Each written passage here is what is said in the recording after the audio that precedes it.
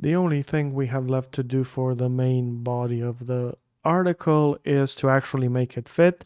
And there are a couple of lines at the bottom. Let's see how many. So yeah, about this much is not able to fit on the page. But luckily there are other problems to fix as well that will lead us to having everything on the page. This process, that is a very common process for laying out publication pages, is called copy fitting, because you fit all of the copy, which is another word for text, for the content, the textual content of whatever you're designing. So you're fitting all the copy in the space that's available. That's why it's called copy fitting. It's an important term. And the easiest way to do that is to just extend or contract a bit some of the paragraphs. And that's very easy to do with just one control. And I'm going to show you how that works, and then we'll look at where we could apply it best. So I just selected a random paragraph here, and you can go to this option here with the two V and A's and a double arrow underneath them. If you hold your mouse over it, it says tracking. You might not be able to see it here, but you'll see it on your own computer. So that's basically the spacing between all the letters in a paragraph. And you see, if you increase this, the spacing gets looser. If you lower it, you can go to minus as well, it gets tighter. So normally you do not want to do this, right? The best way in which the text looks is when this is set to 0. In most cases. But sometimes you have to do it, especially to do copy fitting. And also you have situations like, for example, this paragraph here that ends in just a syllable. Try to avoid paragraphs that end in a single syllable or in a short word, or sometimes even in a longer word. So these are not great. They stand out and don't look good. And especially if it's a single syllable, it actually hinders reading. If it's a single word, it's not that big of a problem. So you can condense the spacing between letters in a paragraph like this to just bring the last letters from the last row higher up, so you're basically gaining an entire line of text at the end of the article for the cost of just a few letters.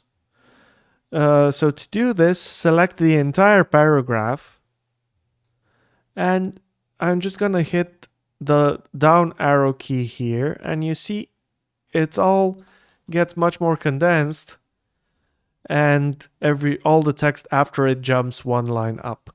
Now, this is a bit much, actually. It's starting to be visible, and normally you want to do this as little as possible to get the desired effect. So -10, this -10 is a special typographic unit, and it's -10 thousandths of an M. We'll talk about this more in our courses. But we want this value to be as small as possible. So I'm going to try to see, mostly by trial and error, what is the smallest value I can take this to and still have this number of lines. So -5 still works. -3 still works. Even -1. So this is the difference between -1 and 0. 0 switches to the next line. So I'm going to set this to -1, and I've just gained one line at the end of the paragraph and fixed a problem with how that particular paragraph looked. And there are some other paragraphs here with the same or with similar issues that I might try to fix. This one, for example, has just a short word at the end, but it's not that big of a problem. the paragraph where this setting has the most effect is the paragraph that is the longest, because that's where there are more spaces to make bigger or smaller. So you have a really small change, but you apply it more times than in this paragraph, for example, between every letter here, than in this paragraph. So it's usually more effective to apply this to longer paragraphs. So I'm just going to try for this one as well. -10 works.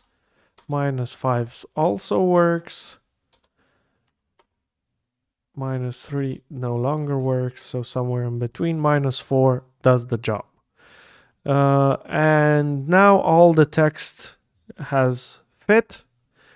I do need an extra line at the bottom because there are some bullets there that I want to also fit, so I'm going to look for a space for another condensation here. And actually I have this very bad error here where I have the last word of a paragraph at the top of a column. This seems like it's disconnected and it makes no visual sense, and its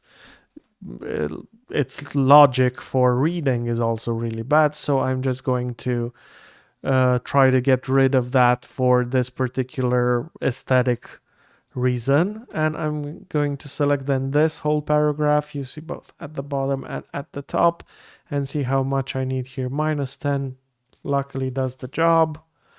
-5 still. -4.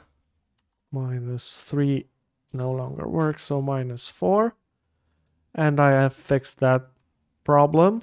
Now all the paragraph is on the same column, and I have the extra space at the end as well.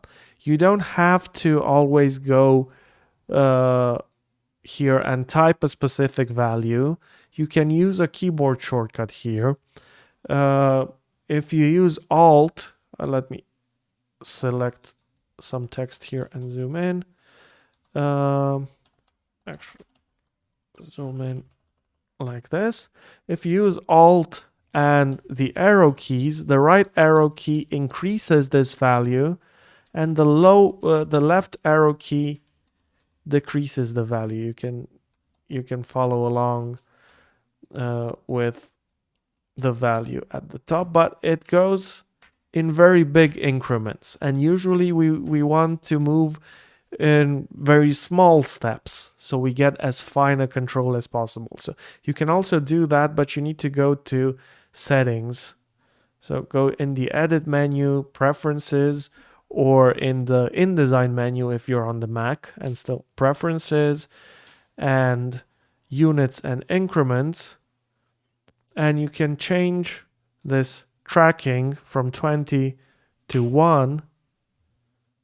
And now every time I hit Alt and the right or left arrow keys, you see just very small movements in small increments. So I have much more control here, and this is very useful for day-to-day copy fitting.